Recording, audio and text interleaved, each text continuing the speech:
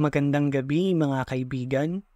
Ang pamagat ng kuwento natin ngayon ay Sanib. Si Carla ay isang tamad na estudyante. Gagawin niya ang lahat para hindi pumasok. At kung pumasok man siya sa eskwelahan, ay gumagawa naman siya ng paraan para tumakas.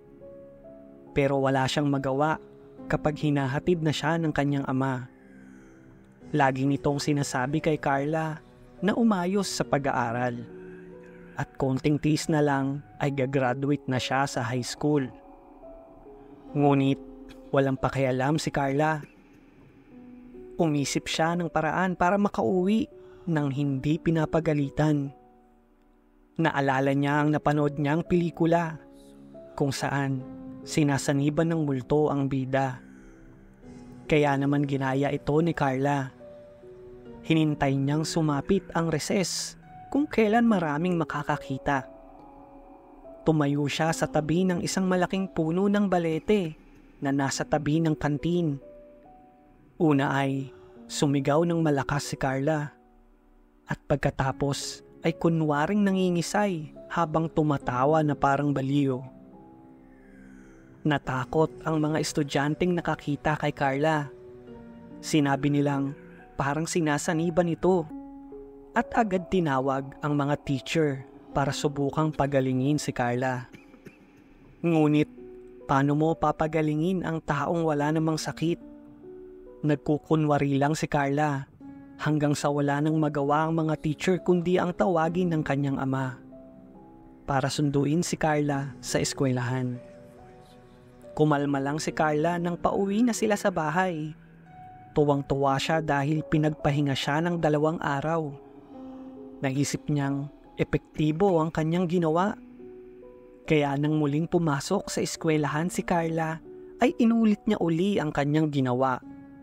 Madaling napaniwala ni Carla ang mga teacher at mga kapwa estudyante niya dahil talagang may nakikitang white lady sa eskwelahan na madalas matagpuang paikot-ikot sa puno ng balete kapag bilog ang buwan. Tuwang-tuwa si Carla dahil sinundo siya uli ng kanyang ama at pinagpahinga ng 2 araw. Ngunit nang magkunwari uli si Carla na sinasaniban sa eskwelahan, ay kinutuban na ang mga teacher. Naisip nilang ginagawa lang ito ni Carla para hindi makapasok sa eskwela. Kaya hindi nila ito pinansin. At pagkaraan ng 10 minuto, ay kusang tumigil si Carla dahil napagod na ito. Pinagtawanan siya ng kanyang mga kaeskwela at hindi na Carla ang tawag sa kanya, kundi ay Sanib na.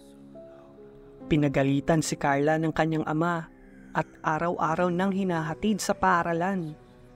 Pero kitang-kita sa mga grado nitong puro bagsak na ayaw niya talagang mag-aral. At madalas pa din itong tumakas at mag-cutting classes.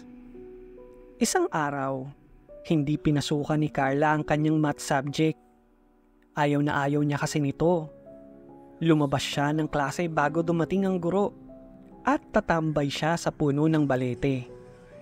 Napakalaki kasi ng punong yon. Magandang pagtaguan. Pero pagkadating ni Carla sa puno, ay bigla siyang bumagsak sa lupa.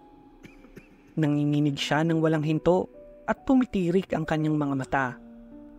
Mabilis naman siyang nakita ng mga teacher. Ngunit walang pumansin sa kanya dahil alam na nila ang likaw ng bituka ni Carla. Pagkalipas ng ilang minuto ay huminto sa panginginig ang katawan ni Carla. Dahan-dahan siyang tumayo at pinagpag ang dumi sa kanyang uniforme. Tumakbo siya pabalik sa classroom at nakinig ng mabuti sa kanyang math teacher. Mula noon ay naging masipag na estudyante na si Carla. Tumaas ang kanyang mga grado at lahat ay line of 9 na. Proud na proud ang kanyang ama. Ngunit tuwing bilog ang buwan, sa loob ng eskwelahan ay may nakikitang multo ng estudyante na nagtatago sa malaking puno ng balete.